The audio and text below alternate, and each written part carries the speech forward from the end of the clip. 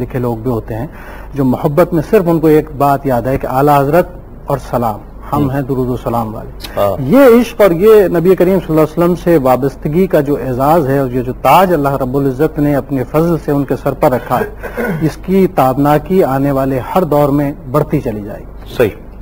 ایک کالر ناظرین شامل کرتے ہیں، آپ کی ٹیلی فون کالز بھی ہم پروگرام میں شامل کریں گے تاکہ آپ بھی اپنی محبتوں کا اظہار اعلیٰ حضرت کے حوالے سے کر سکیں. مجھے اس بات کا یقیناً اندازہ ہے کہ ہم اس 2 گھنٹے کے پروگرام میں کم و بیش اعلیٰ حضرت کے ان علمی کمالات کا تذکرہ تو نہیں کر سکتے، لیکن میں چاہتا ہوں کہ ان کی زندگی کے بہت سے ان گوشوں جو بہت روشن گوشے ہیں، ہم ان سے کچھ حصہ حاصل کر سکیں تاکہ اس شخصیت کا ایک خاکہ تمام ناظرین تک پہنچ سکے جو انٹرنیشنلی اس پروگرام کو دنیا کے ہر خطے میں بیٹھ کر دیکھ رہے ہیں، اعلیٰ حضرت کے حوالے سے جانتے ہیں، ان کے نام کے حوالے سے. اور بہت سے لوگ تو ایسے ہیں کہ جو انہیں صرف شاعری کے حوالے سے جانتے ہیں، دیگر ان کے علمی کمالات اور ان کی زندگی، ان کے کام کی جو مختلف ڈائمنشنز ہیں، ہم کوشش کریں گے کہ ان کو آج ڈسکس کریں. پہلے کالر شامل کرتے ہیں. السلام علیکم.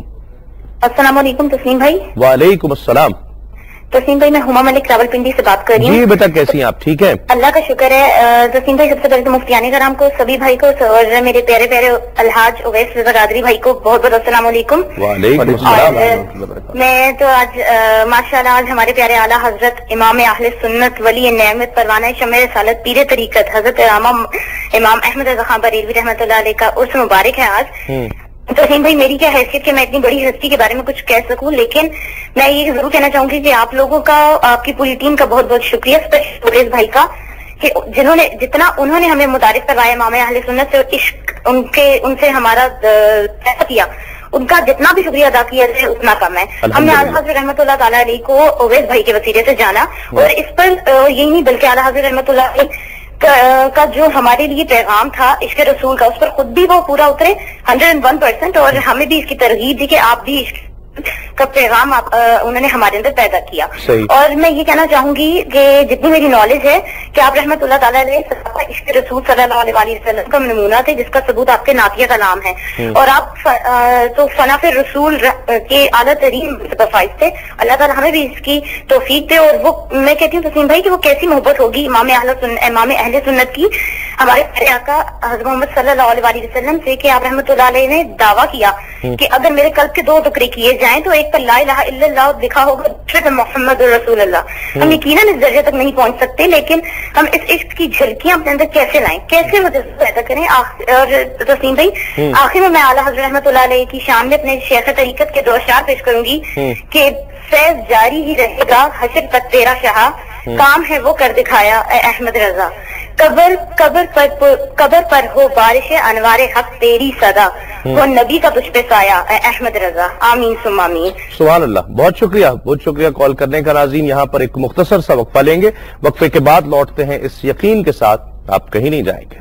آپ پروگرام دیکھ رہے ہیں آج کی شخصیت تسلیم صابری کے ساتھ. ہمارے ساتھ تشریف فرما ہے حضرت علامہ مفتی سہیل رضا امجدی صاحب، حضرت علامہ مفتی محمد عامر صاحب، الحاج محمد اویس رضا قادری صاحب اور سید صبی الدین صبی رحمانی صاحب. آج کی شخصیت کے حوالے سے ہم ایک بہت ہی قابل قدر شخصیت اعلیٰ حضرت عظیم البرکت شاہ احمد رضا خان بریلوی رحمۃ اللہ علیہ کا ذکر کر رہے ہیں، اور ان کا ذکر کر کے ہم اپنی شخصیت کو نکھارنے کی کوشش کر رہے ہیں. علمی مقام کی بات ہو رہی تھی، ان ڈائمنشنز کی بات ہو رہی تھی جس پر انہوں نے کام کیا.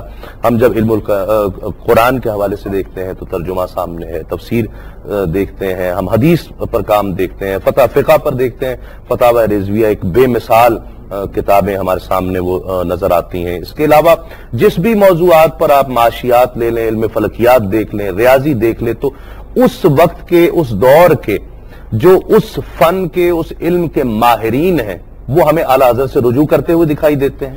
جی ہاں، بالکل ایسی ہی بات ہے. امام اسلام شاہ احمد رضا خان علیہ رحمہ کی ذات کو اگر دیکھا جائے تو ہمیں یہی بات نظر آتی ہے. اصل میں ہوتا کیا ہے کہ علوم دینیہ کے مختلف ڈپارٹمنٹس ہیں.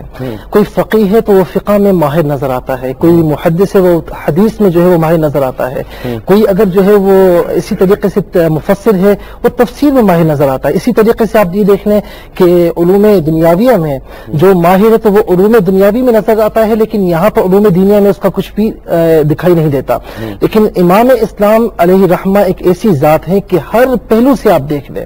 اگر آپ علوم تفسیر میں دیکھتے ہیں تو اگرچہ آپ علیہ رحمہ کی جو ہے تصنیف کردہ کوئی تصنیف منظر عام پر نہیں ہے، لیکن آپ نے اس علم پر اتنا لکھا ہے کہ اگر اسے جمع کیا جائے تو ایک قرآن پاک کی ضخیم تفسیر جمع ہو سکتی ہے، تصنیف ہو سکتی ہے.